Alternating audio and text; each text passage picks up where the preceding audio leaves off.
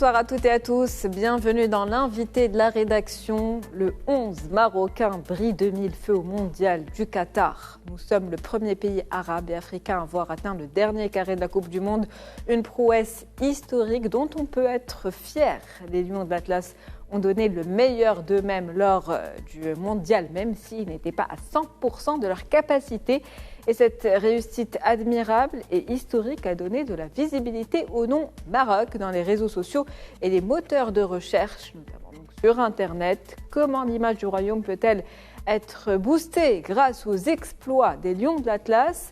Pour répondre à cette question, nous recevons Zouher ici, expert en transition numérique. Bonsoir. Bonsoir, merci pour l'invitation et encore une fois très fier de cette belle participation de l'équipe du Maroc au mondial. Tout à fait, on est tous très fiers d'eux. Donc c'est un plaisir de vous avoir avec nous ici sur le plateau. On va commencer par le hashtag Maroc qui est présent sur les réseaux sociaux, notamment Twitter. C'est le mot qui a été le plus tweeté. Que pouvez-vous nous dire là-dessus? Alors, en fait, on a constaté un engouement énorme depuis en tout cas quelques jours, surtout après la qualification en demi-finale. On a déjà constaté un certain nombre de tweets de personnalités très influentes sur Twitter, notamment Elon Musk, une personne qui est très suivie, qui a tweeté félicitations au Maroc, à l'équipe du Maroc, mais aussi un tweet du PDG de Google, Sundar Pichai, qui a parlé non seulement de l'équipe du Maroc, mais qui a parlé aussi de Marrakech comme étant une des plus belles villes qu'il a eu à visiter. Et il a félicité encore une fois l'équipe du Maroc pour l'exploit qui a été réalisé. Je pense que deux personnalités influentes de cette taille, si on ajoute à ça des personnalités comme Shakira, des personnalités influentes dans le monde du football de différentes nationalités, ça a fait énormément de buzz. Le terme Maroc était on va dire, le pays le plus recherché, parmi les 3 pays les plus recherchés au monde pendant la phase juste après la qualification. Donc tout ça ne peut être que bénéfique pour l'image du Maroc dans les réseaux sociaux, mais aussi chez beaucoup de citoyens du monde. Et donc cette frénésie en fait autour du mot Maroc qui a été tué plus que le mot USA. Oui. Comment vous pouvez expliquer toute cette frénésie et cette communication à laquelle on ne s'attendait pas et qui est finalement positive pour le Maroc? Alors, je pense que ce qui est bien dans cette communication, ce qui est fondamental, c'est que c'est une communication avec du fond. C'est pas une campagne, c'est pas juste une campagne, je veux dire autour du beau, autour du pays, mais c'est une campagne autour d'un certain nombre de valeurs aussi.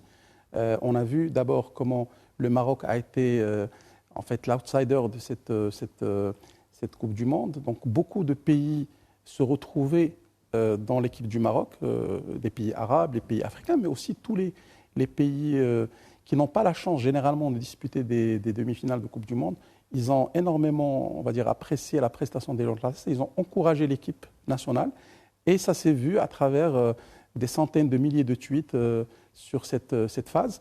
Moi, je pense qu'il y a aussi, au-delà de cette communication, de cet engouement de par l'intérêt pour le football et l'intérêt pour cette équipe qui fait l'exploit, je pense qu'il y avait aussi fondamentalement une image très positive du Maroc qui était véhiculée à 3 niveaux. D'abord, par l'équipe sur le terrain, à travers l'abnégation, à travers des valeurs comme la solidarité, à travers la résilience de cette équipe, à travers aussi Nia, la foi que cette équipe a portée, a montré et cette confiance qu'on a vue. Ça a été porté aussi par les gradins, par le public marocain, des images magnifiques d'un public festif, d'un public joyeux, ouvert au monde, d'un public qui encourage son équipe jusqu'à la dernière minute, d'un public constitué de personnes jeunes et moins jeunes, de petits-enfants, mais aussi de personnes d'un certain âge, des femmes, des hommes.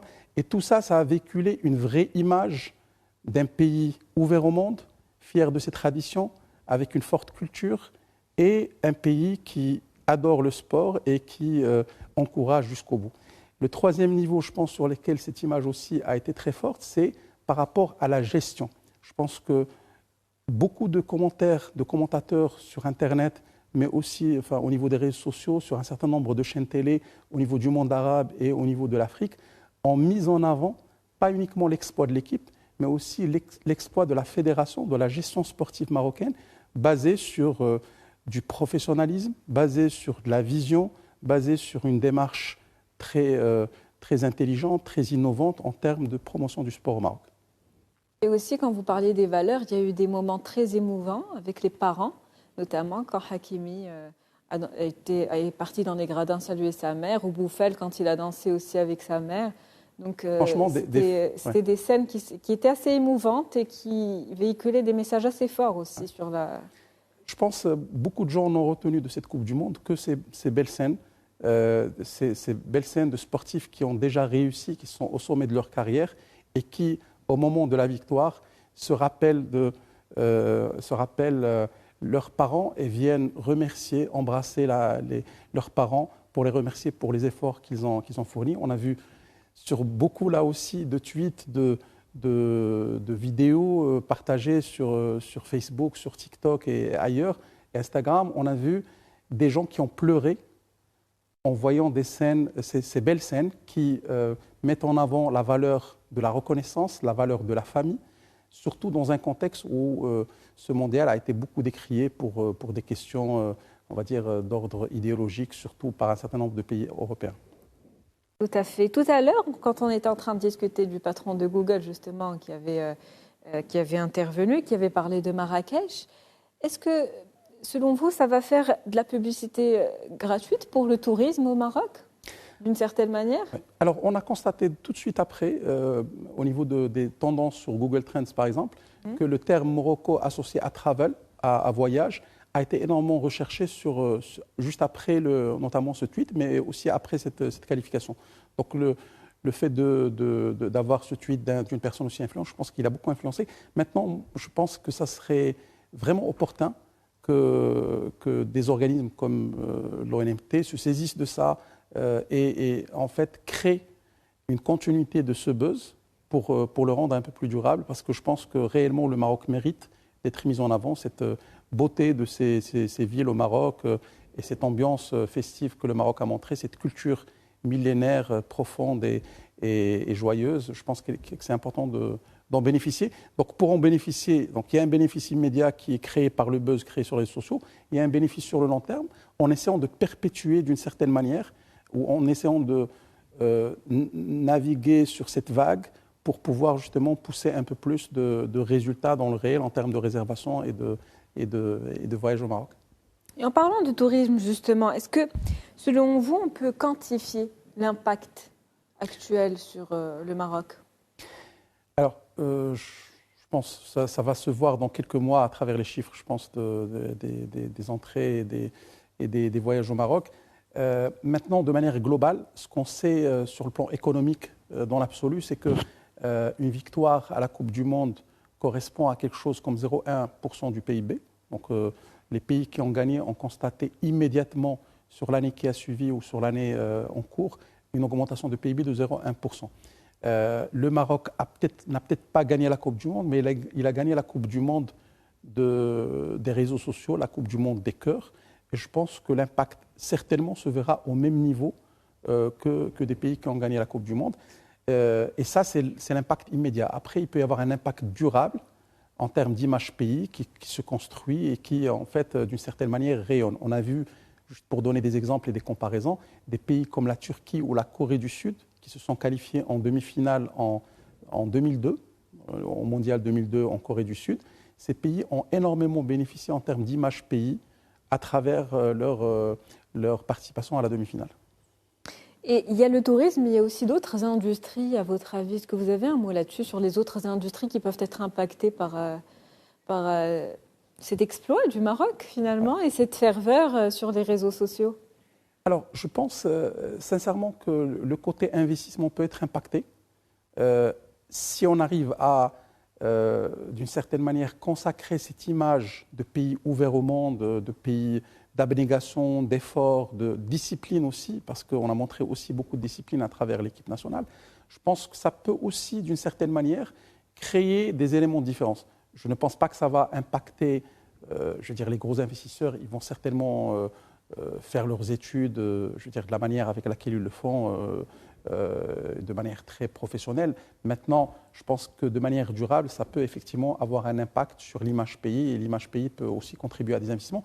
Alors, à part l'investissement et le tourisme, Je pense qu'il faut aussi noter que quand Elon Musk et le PDG de Google ont fait leur tweet, il y a eu beaucoup de Marocains qui ont réagi en disant, alors un innovant marocain dans le domaine de la voiture hydrogène a dit le Maroc c'est l'équipe de foot, mais c'est aussi notre, on va dire, champion dans la voiture hydrogène. Il y a des gens qui ont dit quand est-ce qu'on verra une Gigafactory Tesla au Maroc. Et par rapport à Google aussi, il y a eu pas mal on va dire de réactions de la part d'internautes marocains qui ont un peu, je veux dire, poussé le raisonnement pour dire quand est-ce que Google va venir au Maroc et quand est-ce qu'on verra éventuellement des infrastructures, des équipes R&D, de l'innovation, des centres d'innovation au Maroc de la part de Google. C'est très bien. Comment peut-on, selon vous, capitaliser justement sur cette réussite et comment peut-on donc la faire valoir, tous secteurs confondus? Alors, moi, je pense que le Maroc a commencé depuis quelques années à construire une image pays à travers notamment l'AMDIE, la marque Morocco Now, depuis quelques années. Je pense qu'aujourd'hui, il est nécessaire qu'on associe la marque Maroc en termes d'investissement à cette réussite. Donc, le fait de trouver, d'associer les deux hashtags Morocco Now, Morocco World Cup, de trouver des moyens pour faire en sorte qu'il y ait encore des messages qui soient portés au-delà de la Coupe du Monde et à travers la Coupe du Monde sur ce qu'est le travail au Maroc, ce qu'est l'investissement au Maroc, ce que sont les affaires au Maroc. Encore une fois, j'ai parlé tout à l'heure de style de management à la marocaine. On peut même parler de modèle de leadership à la marocaine. C'est des choses sur lesquelles je pense qu'il est fondamental que le Maroc communique, encore une fois, à travers les différents organes, l'AMDIE, l'ONMT, mais potentiellement aussi à travers les responsables politiques, pour justement remettre ce buzz toujours d'actualité et construire au-dessus du buzz qui est un buzz sportif, un buzz relatif, encore une fois, à l'image pays, au style de travail au Maroc. Et ça peut être profitable sur le long terme. Et justement, qu'est-ce qu'on peut vraiment dire de l'image du Maroc dans tout ça actuellement?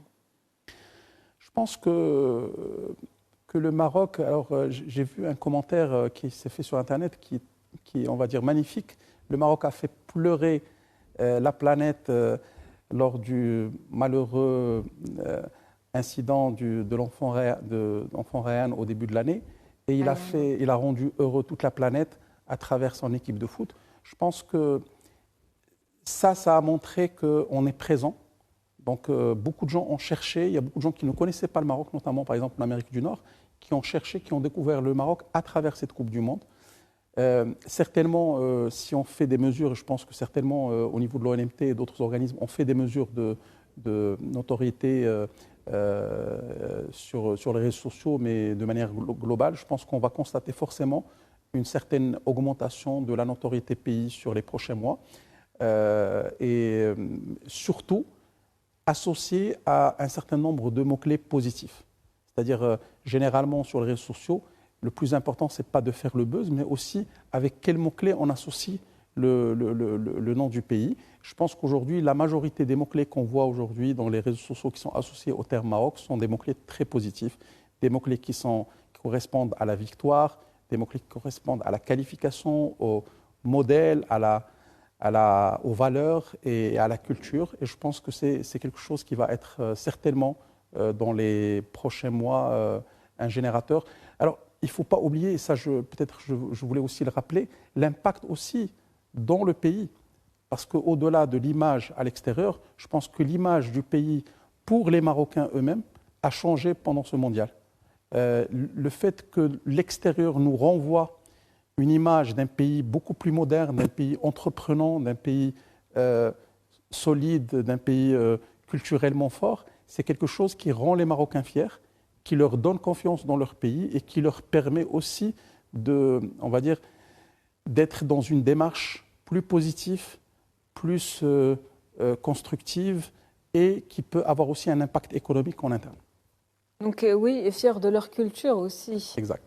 Donc comment peut-on, à votre avis, comment est-ce que le Maroc peut actuellement mettre en place des actions tout de suite pour mieux profiter des réseaux sociaux et de toute l'ampleur qu'il y a actuellement sur les réseaux sociaux? Comment mieux exploiter les réseaux sociaux aujourd'hui pour un meilleur Maroc demain embellir encore plus l'image du Maroc? Comme j'ai dit, moi je pense qu'il y a des actions très court terme. Il faut aujourd'hui, à mon sens, qu'on puisse le plus possible créer des postes où on associe cette réussite dans la Coupe du Monde à d'autres types de réussites, en disant que le Maroc, c'est son équipe de foot, mais c'est aussi son industrie automobile, qui est une des meilleures industries automobiles au monde. Le Maroc, c'est le foot, mais c'est aussi les énergies renouvelables, où le Maroc a investi énormément pendant les dernières années. Le Maroc, c'est le foot, mais c'est aussi un des plus beaux pays au monde. Et ce type de tweet permettra, encore une fois, de perpétuer le buzz pendant quelques phases. La deuxième phase, je pense, c'est de construire du contenu un peu plus profond, donc du contenu relatif à l'identité du Maroc, à l'identité de la culture marocaine, mais aussi au management, au business à la marocaine. Et le fait d'associer ça à la Coupe du Monde, je pense qu'il peut être profitable pour le climat des affaires, pour l'image du pays auprès des grands investisseurs. Donc il y a un travail qui est à faire sur le court terme en essayant d'exploiter juste le buzz, les hashtags qui ont été créés autour du terme Maroc. Et il y a un travail sur le long terme en essayant de construire du contenu autour de cette reconnaissance qui a commencé à se faire et en essayant de la perpétuer, en essayant de l'associer à des valeurs fondamentales, à un modèle de réussite marocain, un modèle de management, de leadership à la marocaine. Justement, quand vous parlez de management marocain, est-ce que vous pouvez aller encore plus loin dans le détail?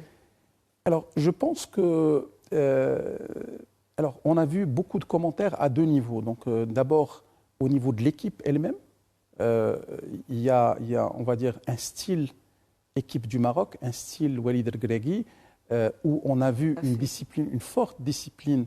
Les gens ont suivi notre coach en termes de discipline tactique, de respect d'emplacement, etc. Donc ça, c'est quelque chose de fondamental. Dans le style de management, je pense qu'il y a aussi quelque chose qui a été montré, qui est cette foi dans la réussite, cette capacité de dire que l'impossible n'est pas marocain. Donc cette envie de réussir, cette envie de ne pas se donner des limites. Et donc ça aussi, ça fait partie d'un style de management qu'on peut mettre en avant. Et il y a aussi cette culture de solidarité, d'abnégation. Les joueurs qui protègent les uns les emplacements des autres, etc. Et ça aussi, ça fait partie d'un style de travail, d'un style d'action à la marocaine qui peut être mis en avant et sur lesquels on peut capitaliser. Sur la partie leadership, je pense que la question qui a été énormément évoquée d'Yel Nia, dont on a parlé, mais aussi la question du développement par l'infrastructure, qui a été énormément aussi évoquée par un certain nombre de commentateurs sur les réseaux sociaux, l'Académie Mohamed VI, les écoles de formation, le style de la fédération marocaine.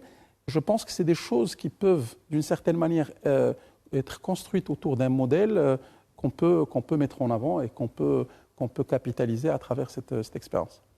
Donc c'est un petit peu du soft power qu'on est en train de parler dans cette émission, n'est-ce pas? Tout à fait. Je pense que le Maroc, déjà depuis plusieurs mois, depuis quelques mois, je pense surtout après la pandémie, a montré qu'il peut être exemplaire en termes de gestion de crise. On a commencé à se faire confiance. Quand en Europe on manquait de masques, le Maroc était capable de produire ses propres masques, était capable d'avoir des ingénieurs qui développent des masques intelligents, des respirateurs artificiels, etc. Et tout ça a montré au monde une capacité unique. On a vu comment la vaccination a été gérée. Le Maroc a été parmi les pays les précurseurs en termes de vaccination. L'opération de vaccination s'est faite dans les meilleures conditions comparativement à des pays développés. Et je pense qu'on a commencé à construire une image pays qui est unique, où on mélange une forte tradition, une forte culture avec une ouverture au monde qui est exceptionnelle et où on commence à voir un Maroc qui a du pouvoir, qui est capable en même temps d'être un modèle pour un certain nombre de pays de la région et en pouvant aussi tenir tête à un certain nombre de pays à l'international. Donc, on a tenu tête à l'Espagne et au Portugal en termes de foot, mais on a tenu aussi tête à l'Espagne politiquement dans le passé. Donc je pense que ce mélange entre ce qu'on fait dans la politique, ce qu'on fait dans l'économie et ce qu'on fait dans le football fait que le Maroc commence à avoir une certaine image d'un soft power à la marocaine, d'un modèle d'émergence d'un pays dans la région. Et puis, il y a une confiance aussi qui était déjà installée, mais qui se maintient et qui se développe encore plus, que ce soit du peuple marocain, mais aussi à l'extérieur, c'est-à-dire... Exactement. Moi, je pense que on gagne en termes... Il faut savoir que l'économie, à la base, c'est la confiance. Donc, on construit toute l'économie autour de la confiance. Le Marocain, aujourd'hui, se fait plus confiance. Il est plus confiant dans ses capacités à travers ses réussites. On l'a vu pendant Covid, mais on le voit encore plus pendant cette Coupe du Monde. Et le Marocain fait plus confiance aux Marocains à travers cette réussite. Et l'international, donc les organismes internationaux, les autres pays font plus confiance au Maroc à travers ces différentes réussites qu'on a montrées sur ces derniers mois. Et quel avenir pour le foot marocain aujourd'hui, à votre avis, pour le football? Je pense que, enfin en tout cas, je ne suis pas un expert du sport, mais par contre, je pense qu'il y a vraiment on constate qu'il y a vraiment une vraie stratégie. L'erreur serait aujourd'hui de ne pas pousser au maximum tout le travail qui a été fait, de ne pas corriger les erreurs, parce que tout en disant que beaucoup de choses ont bien été effectuées, il y a eu aussi probablement quelques erreurs. Je pense qu'on doit se concentrer sur nos atouts, on doit travailler sur nos faiblesses. Et je pense que le Maroc, à travers tous les chantiers qu'il a construits depuis quelques années dans le domaine sportif, a beaucoup d'avenir. On a vu des joueurs vraiment jeunes aujourd'hui, qui ont beaucoup de potentiel, qui sont aujourd'hui sollicités par les meilleurs clubs européens. Ça ne peut qu'augurer... Ils avaient déjà de la valeur, mais leur valeur a encore augmenté après le mondial. Exactement. Ça, je pense, il va forcément nous permettre d'avoir encore une équipe encore plus forte lors des prochains événements sportifs, lors de la prochaine CAN ou la prochaine Coupe du Monde. Des joueurs aujourd'hui, sont révélés. Exactement, comme Abdelhamid Saberi, comme Ounahi, comme d'autres qui sont aujourd'hui, qui ont 21 ans, 22 ans. Je pense qu'ils sont capables aujourd'hui de briller encore pendant 10 ans encore sur la scène internationale et ils peuvent apporter énormément au football national et pourvu que ça dure, Inch'Allah. Et puis il faut dire qu'ils n'étaient pas à 100% de leur capacité, ils n'ont pas pris le temps pour se régénérer, donc peut-être que pour la prochaine Coupe du Monde et la Coupe d'Afrique qui arrive, ils auront le temps d'être à 100% de leur capacité et de rentrer en force. Inch'Allah, je pense qu'on a eu un parcours qui est vraiment très difficile comparativement aux autres équipes. On a joué quasiment les plus grands du monde du football sur toutes les phases. Les joueurs étaient effectivement fatigués à la fin. Je pense qu'il ne faut pas oublier aussi l'enjeu d'inspiration que ça peut avoir sur toute une génération de joueurs, de jeunes aujourd'hui qui sont dans les écoles de formation. Parce que quand on voit le Maroc en demi-finale de la Coupe du Monde, il y aura des vocations qui vont être créées. Il y aura des gens, des Marocains du monde qui vont se dire il faut que je représente le Maroc parce qu'ils voient que c'est un pays qui demain peut être en finale de Coupe du Monde ou qui peut même gagner la Coupe du Monde. Donc je pense que ça va créer des vocations aussi bien au Maroc, mais aussi auprès des Marocains du monde. Très bien, on va s'arrêter sur ce point qui est très positif. Notre équipe qu'on encourage toujours et on est fiers d'eux, donc il faut le rappeler. Donc on arrive à la fin de cette émission. Merci à vous d'avoir été avec nous, c'était un plaisir. Un plaisir. Et je vous dis au revoir à nos chers téléspectateurs.